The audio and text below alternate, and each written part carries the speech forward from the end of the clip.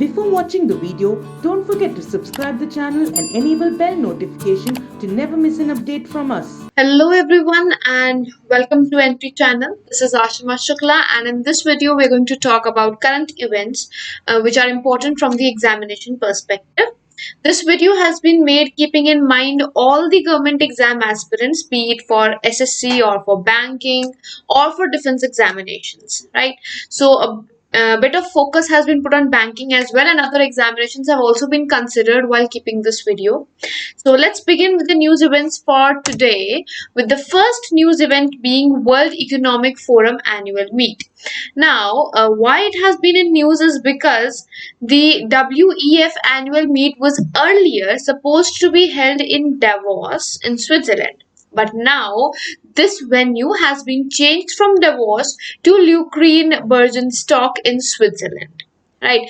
And it has been moved to 2021. So annual meet of 2020 was supposed to be held in Davos, but it has been moved to Lucerne Bergenstock in Switzerland, and it will be held from 18 to 21st of May.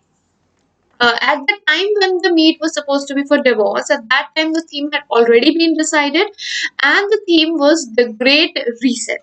Right, so this is the same theme that is going to be there.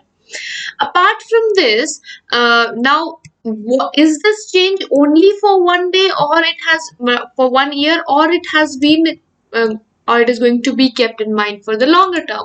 So for that part, this is only for once that it has been changed. It is not a permanent change for the location. That means that from 2022 onwards, it will be back in Davos. Right. Apart from that, for World Economic Forum, some basic information like the headquarter, which is in Cologne in Switzerland, and president of World Economic Forum, that is Borge Brendan. So we can expect questions first from the venue, that where will World Economic Forum 2021 be held. Second expected question can be about the theme, that what is the theme of the World Economic Forum 2020 annual meet or 2021 annual meet. Third question, where are the headquarters of World Economic Forum, and fourth question, who is the current president of World Economic Forum. Right? Moving forward, India's first Har Ghar Jal state is Goa. Yeah, that means that Goa has successfully provided 100% tap water connection in functional household tap connections. That means that connectivity of water via tap. This was the basic objective and of this Har Ghar Jal scheme, and the target for this scheme is 2021. Before the target year, Goa has completed the target of 100% tap water connections. Right. Apart from this, if you know about Himachal Pradesh, so Himachal Pradesh has also completed one target before the year, and that is LPG connections. Right. So this was earlier this year, not an old news, but not a very recent news as well. It was earlier this year when Himachal Pradesh announced that there's 100% LPG connections in the state. Right. So we have two important states now. One is for Har Ghar Jal scheme, which is Goa, and second is for LPG connections, which is Himachal Pradesh. Apart from that, another information is about the Chief Minister, which is Pramod Sawant. If we go for the news of Goa, recently, why Goa was in news is because Goa has topped among smaller states in State Food Safety Index by FSSAI. So recently, State Food Safety Index was released. According to this ranking which was released, if we go as per the ranking, Gujarat had topped this ranking. So overall, it was topped by Gujarat. But when it came to small states, like we have categories of small states, big states, and union territories. So in that, among the smaller states, Goa had topped in this. Right? Now, another theme. Now, when we are talking about State Food Safety Index, when was it released? This index was released on World Safety Day. So there's World Food Safety Day which is observed on 7th of June. So on 7th June we celebrate World Food Safety Day, and on this day for 1920 the State Food Index was released. Now another linking question, when there is a World Day, there is supposed to be a theme for that day. So what was the theme for World Food Safety Day? So that was food safety. Food safety is everyone's business. That means that everyone needs to have a food safety, everyone has a right of food safety, and it is a duty of every person to make the food safe for the others, right? So this was the theme of World Food Safety Day. Now from this particular slide, what all have we learned, or what are the important pointers that you can expect the questions from is, first of all, the first state to complete Har Ghar Jal scheme, and the second one is the state for LPG connections, right? Third question, Chief Minister of Goa. Fourth question, Food Safety Index has been released by whom? Who released it? So that was FSSAI, Food Standards and Safety Authority of India. Then fifth one which we have is who topped it. Sixth, who topped in small states. Seventh, World Food Safety Day. And eighth is the theme of World Food Safety Day for 2020. So we have 8 questions in this particular slide with answers in them. So just make note of this. Next, tree transplantation policy. So Delhi is the first state to implement a tree transplantation policy. Now, what do you mean by tree transplantation? What happens is, normally when there is, a land has to be taken care of or some construction work has to be done, they cut the trees.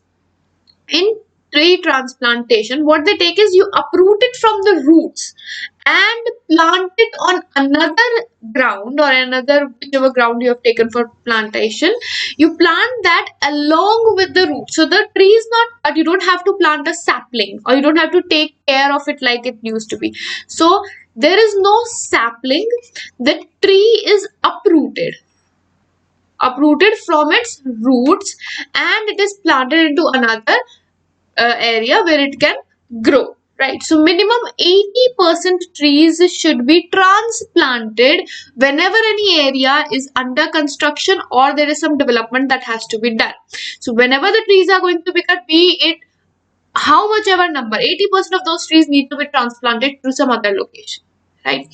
Second thing, the second smog tower in the world. First smog tower in the world was installed by China, and the second smog tower in the world is going to be installed in New Delhi. In New Delhi, there are going to be 2 smog towers, one in CP, Connaught Place, and second in Anand Vihar. Right. So in Anand Vihar, it is by central government, and in CP, it is by state government, or you can say the government which is of Delhi. So state government is going to install one smog tower in CP, and central government is going to install a smog tower in Anand Vihar. So we are going to have 2 smog towers, and in the world, we are the second country to have smog towers. Right.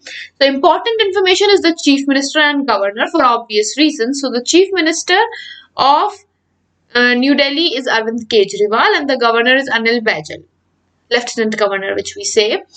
Another news event why New Delhi was in news recently is because of e-filing of consumer complaint system. In India, for the first time, consumer complaints can be filed electronically. Right. So electronical filing of consumer complaints, that means anywhere you are, you can file the consumer complaint. This has been done for the first time in India in New Delhi. First in India was in Delhi. So first time in Delhi. Now, what are the important questions from this perspective? We can have first transplantation policy. Where is the first tree transplantation policy? Second question can be smog tower was first installed in which country? Third, in Delhi, where is it going to be installed? Fourth, Chief Minister. Fifth, Governor. Sixth, about e-filing of consumer complaints. Right? Now we are moving to the next news event. So what we have over here is Department of Science and Technology DST has collaborated with IBM International Business Machines to promote the STEM career opportunities. Now, what is the STEM career opportunities? You might be seeing it from long because it has been going on since long. STEM is science, technology, engineering, and mathematics. These four fields are known as STEM. So we have science, technology, engineering, and mathematics. So it is all related to science basically. So in the field of science, especially promotion of girl child is going on right now. Girls promotion in opting for science, technology, engineering, mathematics is the basic objective. But apart from that, for all the students, this perspective has come up, and for that IBM has tied up with DST, Department of Science and Technology, to promote it. Right, under Vigyan Prasar scheme or initiative, which is there, Vigyan Jyoti, Engage with Science, this kind of program has come up, and they're going to promote science, technology, engineering fields among the students. Right. Apart from that, they are also uh, bringing up an award which is called Inspire Awards Manak. Right. So that award is also coming up, and they are going to make students be more interested in science, provide them scholarships, provide them awards, strengthen the activity that can be done on this process. So all these things are going to be done, and basic idea is promote this field. Right. So what is important is who has collaborated with the government for this purpose.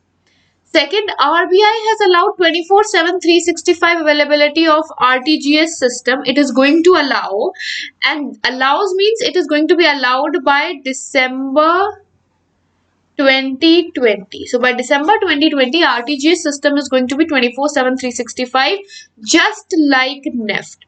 NEFT was done in December 2019, and RTGS is going to be done in December 2020. Right? RTGS system full form is real time gross settlement. Right? So it is a real time transfer that happens. It is an instrument of RBI. So it is designed by RBI. There is a minimum payment of 2 lakh. So if the payment is 2 lakh and above, and then RTGS can be used, otherwise NEFT is used. NEFT is also of RBI. So now what questions you can expect from this particular news of RBI is that first news event, that is RTGS. What is RTGS, or what is the full form? Second question, who has designed RTGS? Third, minimum payment of RTGS. Fourth, from when it is going to be implemented 24/7. Right? Next news event is GBS Sidhu has authored The Khalistan Conspiracy. A former RAW chief unravels the path of 1984. So at the 1984 time, when the Khalistan movement had come up, where they wanted a separate country for all the people who are believe in the belief of Khalsa. So it was for a separate demand of Punjab. So they wanted the Punjab to be a separate country. Right, this kind of demand had come up. So behind all of this thought process, what was the political point of view? How did this political point of view or political support grow for the people around there, and how come this demand had become so extended that people were demanding a separate country out of it? So all of that, what was the political and senior politicians' role, everything has been unraveled in this book by GBS Sandhu, who was at that time Special Secretary of RAW. Right? So he has served in RAW for 26 years, and in 1998 time he was a secretary. He was also RAW chief in Sikkim. In Sikkim, he was the RAW chief. So it is important to know in which year then was he the chief and stuff like that. Apart from that, he has also published his book in 2018. The book was Sikkim Dawn of Democracy. Sikkim Dawn of Democracy. This book has also been written by GB Sindhu. So the truth behind the merger of Sikkim. Sikkim, you people might know that was not a part of India, but it later became a part of India. So, a truth about that has been revealed by GBS Sidhu in his book Sikkim Dawn of Democracy, Truth Behind the Merger of India. Right? Now, the next news event. Argentina is the first nation to approve genetically modified wheat. So GMO crops are more into prevalence right now because they are more resistant, they can grow easily, and they don't have to be taken care much of because you modify the genes for that. Right. So for that part, Argentina is the first nation which has approved a GMO wheat which is drought resistant. It is still to come into force, it is still to be come into usage, but something like that has been approved is itself a very big news, right? Next, Municipal Corporation of Greater Mumbai and Google have collaborated recently to mark containment zones in the Google Map. So in Google Map, one more filter has been added, which is COVID info. And this filter will tell about the containment zones. So over here you can see these zones have been marked. These are all containment zones which have been marked on Google Map. This is how it is going to work. So in the Mumbai region, whichever zones are containment zones, they will be marked by Google on its Google Map so that it's easy for people to move here and there from the location, right? Next, Tamil Nadu has partnered with World Economic Forum to establish India's first advanced manufacturing hub. So to make itself advanced manufacturing hub, Tamil Nadu state has partnered with World Economic Forum. And the fourth one news over here is Axis Bank and Vistara have co-branded a forex card, a foreign exchange card by the name Axis Bank Club Vistara Forex Card. So, if we talk about Axis Bank is India's third largest private sector bank. Third largest private sector bank, and Vistara is India's finest full service carrier, right? And they both have collaborated for a multi-currency forex card, and it can load up to 16 currencies. 16 different countries' currencies can be loaded on this forex card, a foreign exchange card. What we have apart from this that is for useful is about the headquarters of Axis Bank, which is in Mumbai, and headquarters of Vistara, which are in New Delhi. Apart from that, who is the CEO of Axis Bank is Amitabh Chaudhary, which is also important. Amitabh Chaudhary. Right? So what are the important points from this whole slide? First of all, first nation to approve genetically modified wheat. Second question, with which company has Mumbai collaborated to mark containment zones on map? Third, which is India's or where will India's first advanced manufacturing hub be? Fourth of all, with which state has World Economic Forum partnered to form the first advanced manufacturing hub? Fifth, with which company has Vistara partnered or collaborated, or with which company has Axis Bank collaborated, co-branded for the Forex card? Seventh, who is the CEO of Axis Bank? Eighth, which is the third largest private sector bank of India? Right, so there are approximately 8 questions which can be increased to a lot of forms or modified a lot of forms. Next, Rafael Nadal won the French Open 2020, beating Novak Djokovic. So Rafael Nadal is the winner of French Open 2020 in male category, whereas in female, Iga Swiatek has won the title in the female category. Right. So in men's singles, it is Rafael Nadal. In female singles, it is Iga Swiatek. Right. Next, in 100 rupee coin in honor of Vijaya Raje Scindia is to be released recently by Prime Minister Modi. Now, who is Vijaya Raja Scindia? She is the Raj Mata of Gwalior, or she is also known as the Raj Mata of Gwalior, and this coin is to celebrate her birth centenary. Right. Now, there can be a question which asks about who is known as Rajmata of Gwalior. Right. She is also one of the founder members of BJP. So, she is an important personality for that part. Right. He was also elected to Lok Sabha a lot of times, founder of BJP, Rajmata of Gwalior. There have been various things that can be taken about, right? Now, one thing you might have seen about these coins being minted as a form of commemorative coin. How can a government print a commemorative coin like that? Where is it written that the government has the right for it? So for that, there is an act which is known as Coinage Act 2011.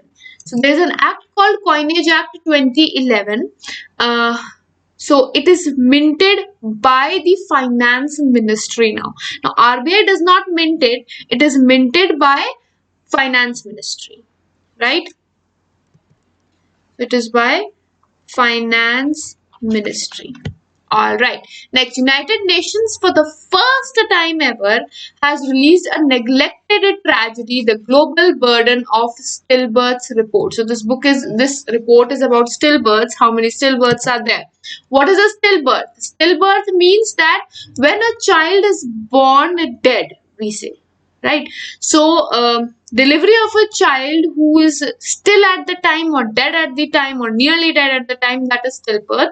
And this report has been released for the first time, and according to the report, every 16 seconds 84% of these episodes occur, or 84% of the births are stillbirths, right? And half the stillbirths are in India. That is also a point. Half the stillbirths are not only in India, but India, Nigeria, Congo, China, Ethiopia, these countries which are comparatively which have a low amount of lower middle income. So those countries which have lower amount of lower middle income, that is India, China, Nigeria, Ethiopia, all these countries contribute to half of the stillbirths. Kyrgyzstan has appointed a new Prime Minister, Sadir Zaparov. This is an interim Prime Minister or a temporary Prime Minister, and why he has been appointed is because there is an emergency situation in Kyrgyzstan because the opposition has taken over buildings and protesters are there, and a lot of things have happened in Kyrgyzstan, due to which a curfew has been imposed in its capital city Bishkek, because the government buildings have been attacked by the opposition supporters and things like that. So till 21st of October, there's going to be a curfew. What is important for us is, first of all, capital of Kyrgyzstan. Second of all, who has been appointed as the new Prime Minister of Kyrgyzstan, right? Next, International Day of Girl Child is observed on 11th of October. And this time the theme was My Voice, Our Equal Future. Last news event, not the least, United States and Indian origin academician Shrikant Dattar has been named as a Dean of Harvard Business School. This is important because it is an Indian origin, right? So here you can expect questions from this slide as who is the who has been appointed as the Dean of Harvard Business School, or Shrikant Dattar has been nominated or has become the Dean of which of the following international schools, right? Next of all, when is International Day of Girl Child observed? Third, what was the theme for 2020? Fourth, what is the capital of Kyrgyzstan? Fifth, who is the current or new Prime Minister of Kyrgyzstan, right? So with this, a lot of questions have been covered in these few slides, and in the following news events, a lot of questions have been covered. I have given you a few languages of the questions, and I hope that has quite a fall helped you in that formation. So how are you going to keep that in mind? Whatever has been told to you, how are you going to keep that in mind is via practicing it. And for practice, you need to go through questions. For practice, you need to practice MCQs. And where you will get MCQs? You can download the Entry app. Over there, you will find a section of current affairs. In current affairs section, we have a daily quiz of current affairs, which has 10 questions for 10 marks, and you have to complete that in 6 minutes. And once you give the examination or the test, just like it's going to hardly take 5 minutes of yours, and with that you will keep in touch firstly, and second of all, you will know your stand. You'll have the analytics also, right? So do download the app. do like the video and comment on how you like the video, or you want, if you have any doubts regarding whatever news event has been discussed, right? Do share the video, and thank you so much for being with us, and see you in the next video. Until then, goodbye, take care, and have a great day ahead.